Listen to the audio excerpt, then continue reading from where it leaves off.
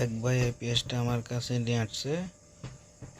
ওনার নাকি চার্জ হতে হতে ব্যাটারির পানি শেষ হয়ে যায়। প্রতি এক মাসে 5 লিটার পানি ব্যাটারিতে দেওয়া লাগে। আইপিএসটা আমি খোলার পর দেখলাম এখানে 3524 আইসি একটা অলরেডি নেই, যেটা চার্জিং ফুল কাট করবে। সেই জন্য এই আইপিএসটা চার্জিং ফুল কাট হচ্ছে না।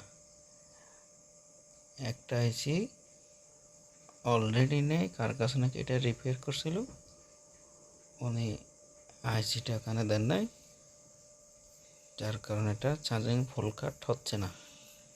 কিন্তু এটা আইসিটা বসিয়ে চার্জিং ফুল কাট করে এটা রেডি করে দেব।